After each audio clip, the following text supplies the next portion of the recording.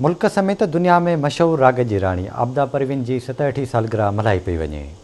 तफ़सील हिन रिपोर्ट में।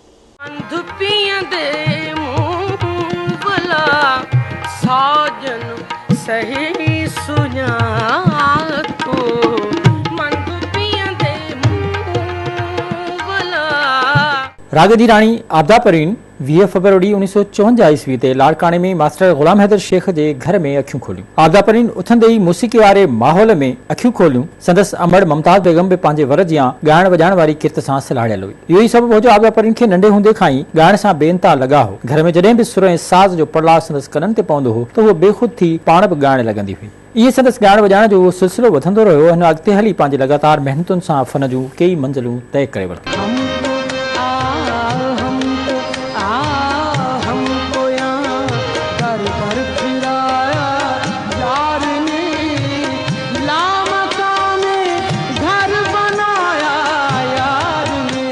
आबदा परवीन ॻाइण वारे फन जी बाक़ायदा सिखिया उस्ताद मोहम्मद जुमन खां वरिती, जॾहिं त उन वक़्त जे वॾनि वॾनि ॻाइणनि खां बि हूअ रहनुमाई वठंदी रही। शुरूआती ॾींहनि में आबदा परवीन सिंध ऐं पंजाब जे सूफ़ी बुज़ुर्गनि जी दरगाहुनि ते ॻाईंदी रही, जंहिंखां पोइ हुन रेडियो पाकिस्तान ऐं PTV ते पंहिंजे फन जो मुज़ाहिरो कयो। साल 1972-73 ईस्वी धारे मौसीक़ी जे बहितरीन ॼाणू रेडियो हैदराबाद जे उन वक़्त जे प्रोड्यूसर शेख गुलाम हुसैन खेसिक राग जी महफ़िल में संदसि फन खां मुतासिर थी रेडियो पाकिस्तान ते आवाज़ रिकॉर्ड कराइण जी हाम भरी, जेका आबदा परवीन क़बूल करे वरिती। उन ज़माने में आबदा परवीन मफ़्तून हवायुनि जो कलाम रिकॉर्ड करायो, जंहिंखां पोइ उहो तेज़ी सां सुर संगीत जूं मंज़िलूं तय कंदी रही।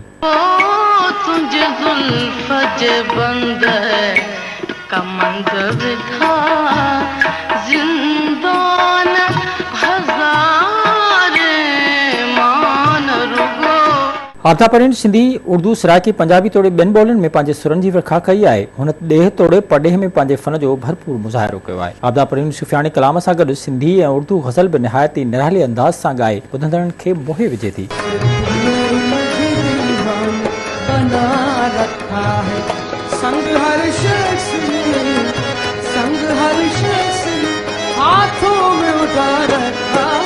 आबदा परवीन हूअं त सिंध जे मड़िनी शाइरनि खे ॻायो आहे, पर ताजल बेबस जो ॻायल ही कलाम अॼु बि सिंधी माण्हुनि जे रत खे गरमाए छॾे थो।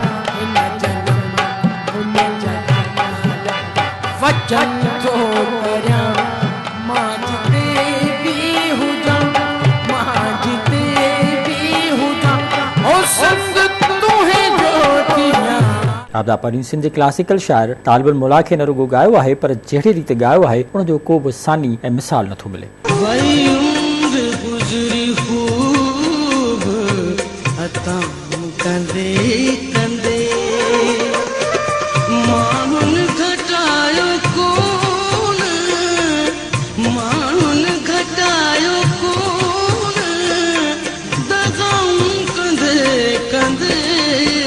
आबदा परवीन खे संदसि फन जे मञता तौरु लतीफ़ अवार्ड खां सवाइ सचल अवार्ड, सगा अवार्ड ऐं हुकूमत पाकिस्तान पारां प्राइड ऑफ परफॉर्मेंस सां पिणु नवाज़ियो वियो आहे। हुन जिन शाइरनि जी शाइरी खे पंहिंजे मधुर आवाज़ ॾिनो, उन्हनि में हज़रत शाह अब्दुल लतीफ़ भिड़ाई, सचल साईं, ख्वाजा गुलाम फरीद, सुल्तान बाहू, बुल्ले शाह, उस्ताद बुखारी, शेख अयाज़, इमदाद हुसैनी, ताजल बेबस ऐं ॿिया केतिरा ई उर्दू ऐं सिंधी शाइर शामिल।